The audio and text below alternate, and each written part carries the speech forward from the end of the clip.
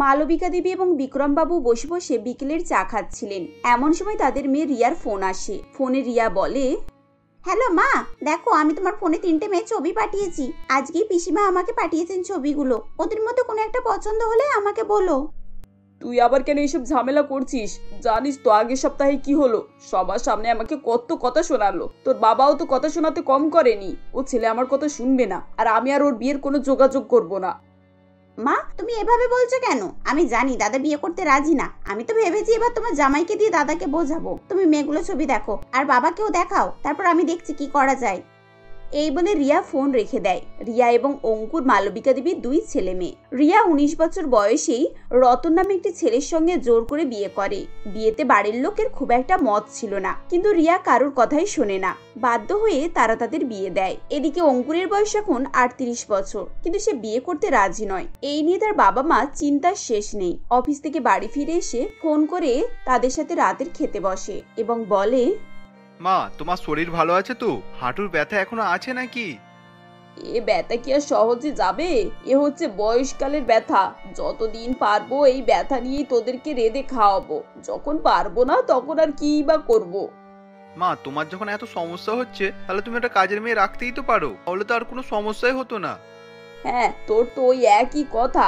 আজকাল কাজের লোককে ভরসা করা যায়? ওরা রান্না করতে কি মিশিয়ে দেবে তার ঠিক নেই। শেষে এই বুড়ো বয়সে অকালে প্রাণ হারায় আর কি। এই তো সবিতা বলছিল ওর জায়ের ফ্ল্যাটে নাকি কোন কাজের মেয়ে আবার খাবারে ওষুধ মাখিয়ে বাড়ির গয়নাগাটি চুরি করে নিয়ে পালিয়েছে।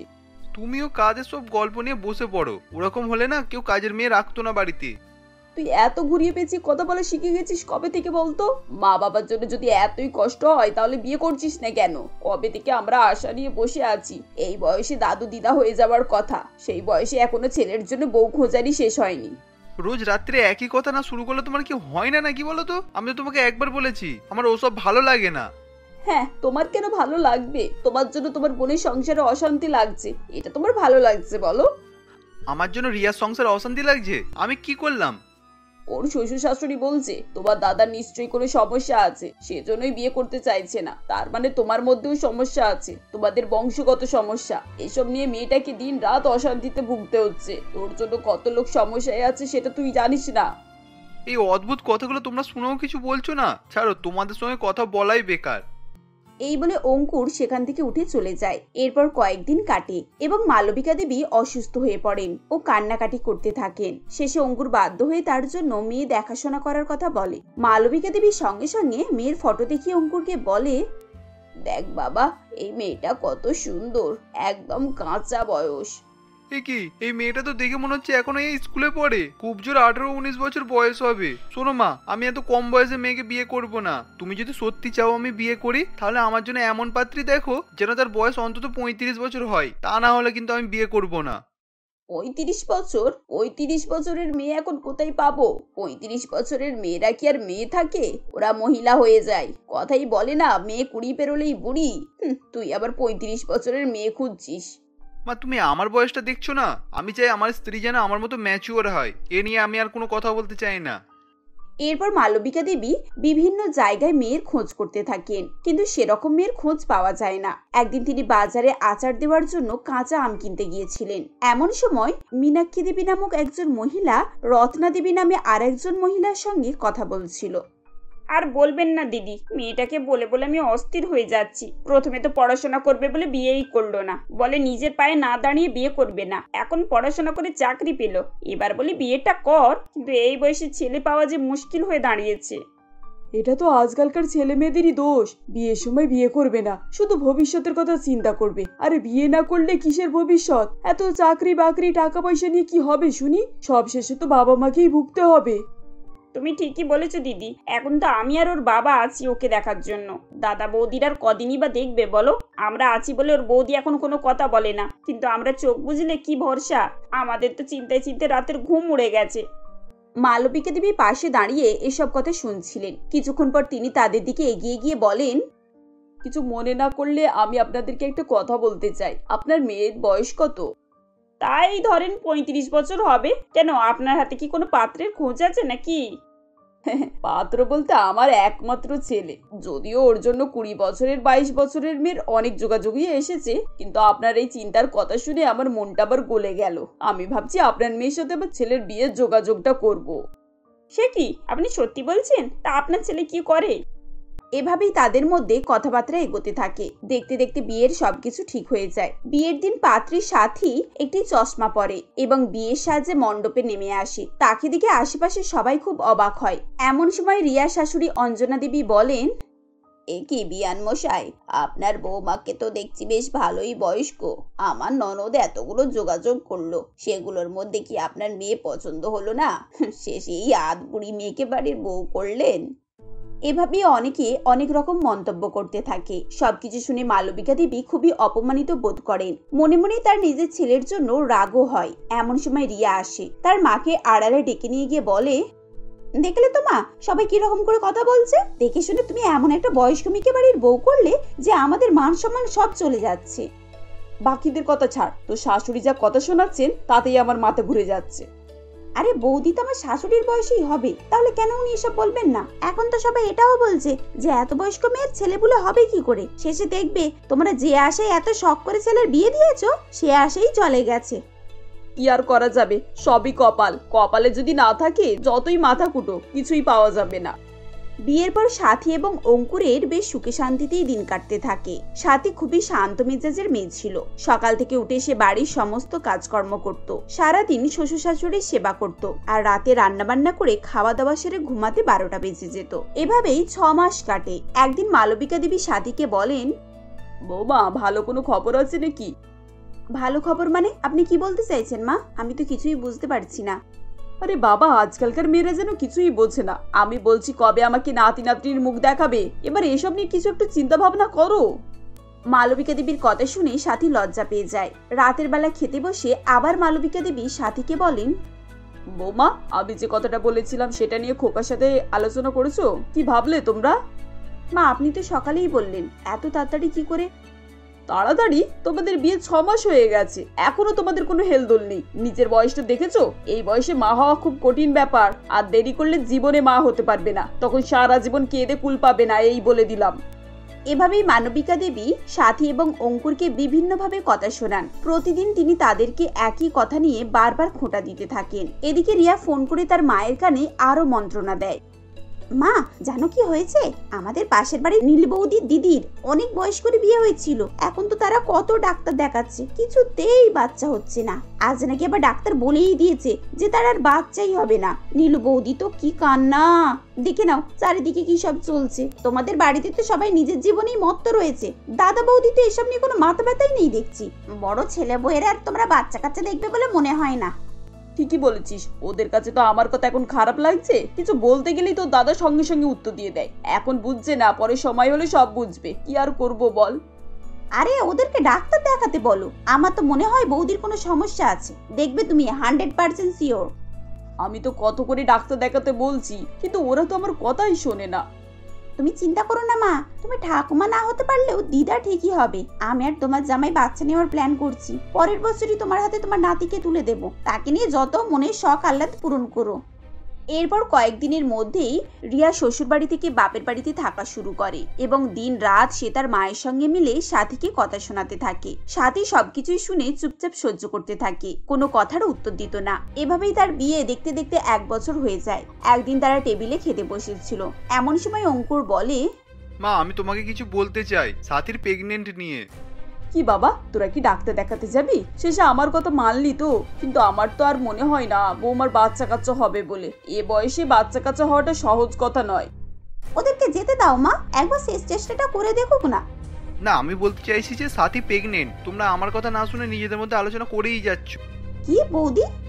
কি হলো? খুব অবাক লাগছে তাই না? তোমরা তো ভেবেছিলে সাথীর বয়স হয়েছে, ওর বাচ্চাই হবে না। আর মা, তুমি তো তোমার মেয়ের কথা পুরো পাথরে লেখা মনে করে নিয়েছিলে। ও যা বলছে তাই শুনে নিচ্ছ, আর যা করছে তাই মেনে নিচ্ছ। আর একবারও ভেবে দেখলে না যে সাথী কত ভালো বাড়ির মেয়ে? ভোর 5টা থেকে 12টা মুখ বুঝে সমস্ত কাজ করে, একটা কথারও উত্তর দেয় না। তোমার বাবার কত সেবা করে, খেয়াল রাখে। আর তোমার মেয়ে 2 দিন ছাড়াই স্বামী শ্বশুরের সঙ্গে ঝগড়া করে বাপের বাড়ি পড়ে থাকে, আর ওর কথাকেই তুমি বেশি গুরুত্ব দাও। আর আজ যখন তোমার মেয়ের বদলে বৌমা প্রেগনেন্ট হয়েছে, এ কথা শুনে তুমি খুশি না হয়ে কোথায় হতাশ হচ্ছ। না মানে থাক মা, আমাকে আর মানে বুঝিয়ে লাভ নেই। যখন যেটা সময় তখন সেটা হবে, এতে আমাদের কোনো হাত নেই। যা হয় উপরবেলা ইশারাতেই হয়। সামান্য কথাটুকু তোমরা বুঝতে পারোনি। অঙ্কুরের কথা শুনে রিয়া নিজের ভুল বুঝতে পারে এবং বিকেল হলে সে ব্যাগপত্র নিয়ে তার স্বামীর বাড়ি চলে যায়। এদিকে মালবিকা দেবীও তার ভুল বুঝতে পারেন এবং সাথীর সঙ্গে স্বাভাবিক আচরণ শুরু করেন। দেখতে দেখতে তাদের একটি সুন্দর ফুটফুটে নাতি হয়। এরপর তারা সুখে শান্তিতে সংসার করতে থাকে। কোয়েল দেবীর স্বামী মারা যাওয়ার পর থেকে তিনি তার মেয়ে শিল্পাকে নিয়ে একাই বসবাস করতেন। স্বামীর বিশাল বিষয় সম্পত্তি ও ব্যবসা বাণিজ্য ছিল, তাই কোয়েল দেবী প্রচুর টাকার মালিক। জায়গা জমি, বাড়ি গাড়ি ও দুটো কাপড়ের ফ্যাক্টরি আছে। কোয়েল দেবী এখন একাই সমস্ত ব্যবসা বাণিজ্য দেখাশোনা করেন। এমনই একদিন শিল্পা, মা, আমি বাইরে সব বাচ্চারা খেলছে, তাদের সঙ্গে একটু খেলবো। সারাদিন বাড়িতে বসে বসে বোরিং হয়ে যাচ্ছি, আমার খুব খেলতে ইচ্ছা করছে মা ওদের সঙ্গে। শোনো শিল্পা, তোমার বাড়ির সামনে এত বড় পার্ক করে দেওয়া হয়েছে, ছাদে অত সুন্দর প্রেরণ করে দেওয়া হয়েছে, তুমি সেখানে খেলো। বাইরে এসে বাচ্চাদের সঙ্গে খেলতে হবে কেন? ওরা গরিব, ওদের খেলার জায়গা নেই বলেই ওরা বাইরে এসে খেলছে। মা, আমিও ওদের সঙ্গে খেলবো, আমার ওদের সঙ্গে খেলতে খুব ইচ্ছে করছে। ওরা কি সুন্দর সবাই মিলে একসঙ্গে খেলছে, আমাকে একা একা বাড়িতে খেলতে ভালো লাগে না।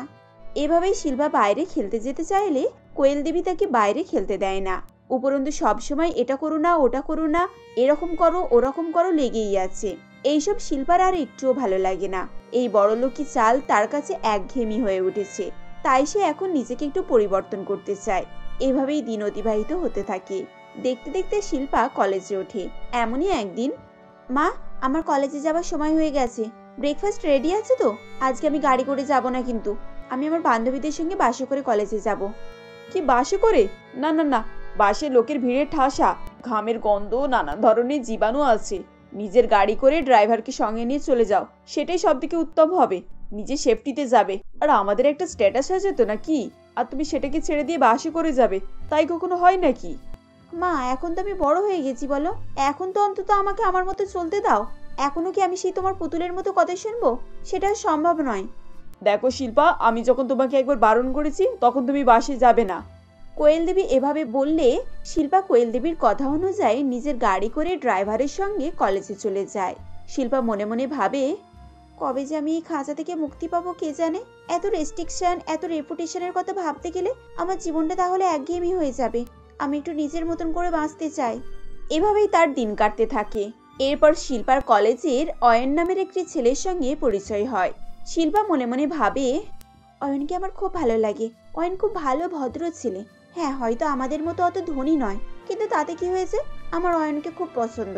আমি তো এরকমই একটা ছেলেকে বিয়ে করতে চাই। আমার আর এই বড়লোক জীবন ভালো লাগছে না। এই বলে শিল্পার সঙ্গে অয়নের বন্ধুত্ব বাড়ে। শিল্পা মনে মনে অয়নকে ভালোবাসে। অয়নও শিল্পাকে পছন্দ করত, কিন্তু শিল্পা অনেক বড়লোক ঘরের মেয়ে বলে সে তার মনের কথা মনেই রেখে দেয়। তাকে ব্যক্ত করার সাহস তার আর হয় না। এরপর একদিন, শিল্পা, আমি চাই তোমার তাড়াতাড়ি কলেজের পড়াশোনাটা শেষ হলে আমার আমেরিকার বান্ধবী, তার একমাত্র ছেলে আলবার্টের সঙ্গে তোমার বিয়েটা দিয়ে দেব। আমি ওকে কথা দিয়েছি, তোমার পড়াশোনা কমপ্লিট হলেই আমি তোমার বিয়ে দেব। বিয়ের পর তুমিও আমেরিকাতে শিফট হয়ে যাবে। কিন্তু মা, আমি চাই না ওই বড়লোক ছেলেকে বিয়ে করতে। আমি একটা গরিব ছেলেকে বিয়ে করে সাধারণ জীবনযাপন করতে চাই। আমার এই বড়লোকের জীবন আর ভালো লাগছে না। তোমার কি মাথা খারাপ হয়ে গেছে?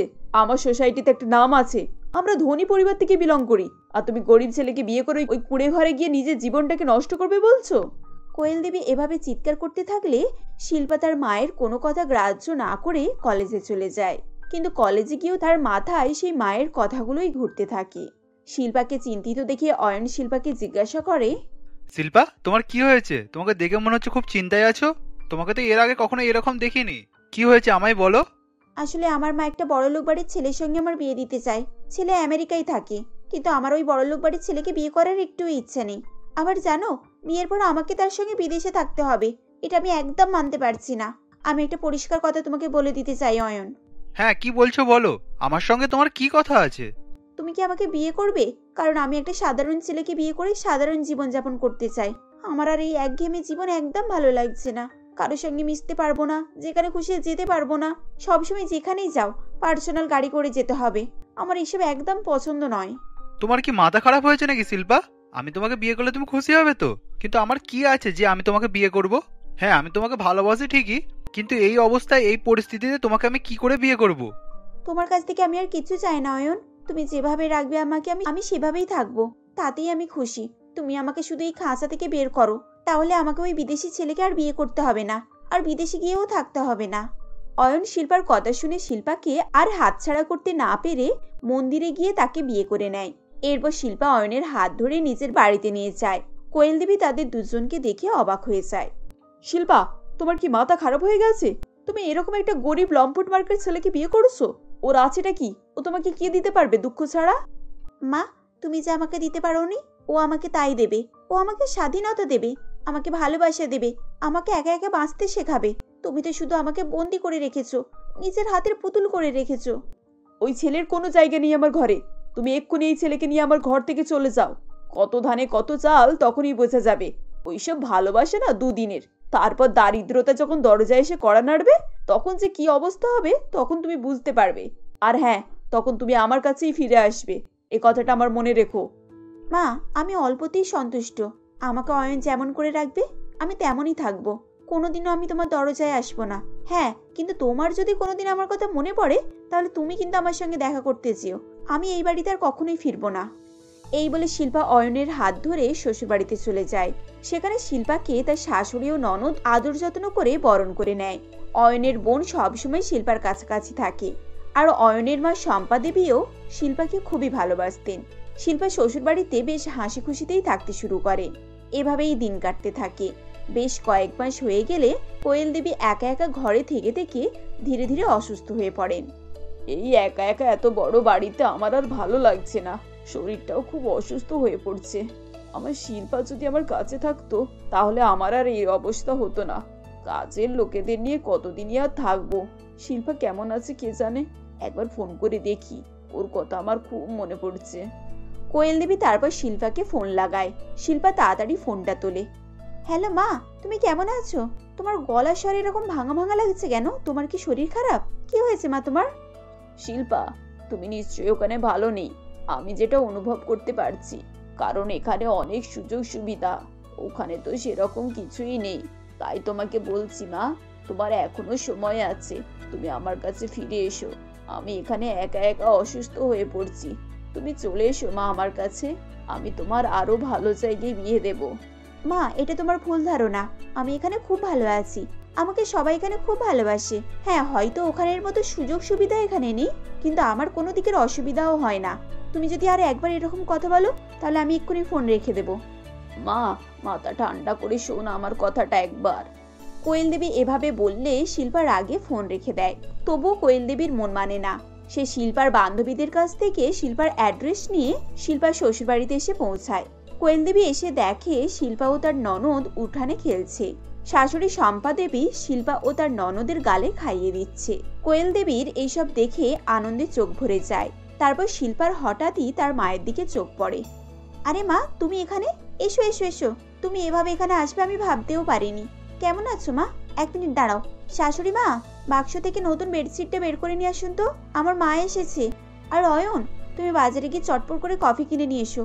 আমার মা খুব ধনী তো, তাই চা খায় না, আমি মাকে চা দিতে পারবো না। চট করে গিয়ে কফিটা নিয়ে এসো। কোয়েল দেবীর শিল্পার এই আনন্দ দেখে বুক ভরে যায়। শিল্পা যথেষ্ট আনন্দে আছে, শ্বশুরবাড়িতে হাসি খুশিতে আছে। সত্যি শিল্পাকে সবাই ওখানে খুবই ভালোবাসে। আমার এসব আর কিছু লাগবে না রে মা, আমি তোকে একটু গলায় জড়িয়ে ধরবো। আমার খুব তোকে গলায় জড়িয়ে ধরতে ইচ্ছা করছে। সত্যি আমি দেখে খুব অবাক হয়ে যাচ্ছি যে তুই এখানে এতটা সুখে আছিস। আমি তোকে সত্যি কোনোদিনও সুখ দিতে পারিনি, আজ তোকে দেখে আমার বুক ভরে গেল। আমার জন্য এত বাড়াবাড়ি করার কোনো দরকার নেই রে মা, আমাকে তুই যা দিবি আমি তাই খাবো। মা, তোমার শরীর অসুস্থ, তোমাকে যেন কেমন শুকনো মনে হচ্ছে। এখানে বসে চুপ করে। আজকে আমার এই গরিব শ্বশুরবাড়িতে তুমি খাওয়া দাওয়া করে বাড়ি যাবে। এখানে আপনার খাওয়া দাওয়ার কোনো অসুবিধা হবে না। আপনার একাকিত্বের জন্য আপনি আস্তে আস্তে অসুস্থ হয়ে পড়ছেন, আর এখানে আপনি আপনার মেয়ের সঙ্গে সারাদিন কথাবার্তা বলবেন, হাসি খুশিতে থাকবেন, দেখবেন আপনি আস্তে আস্তে সুস্থ হয়ে উঠবেন। দেখবেন আপনার এখানে অসুবিধার কোনো ত্রুটিই হবে না। কোয়েল দেবী অয়নের কথা শুনে খুবই খুশি হয়ে যায়। ও এখন থেকে কোয়েল দেবী তার বিলাসবহুল ঘরবাড়ি ছেড়ে শিল্পা ও তার শ্বশুরবাড়ির লোকেদের সঙ্গেই থাকতে শুরু করে।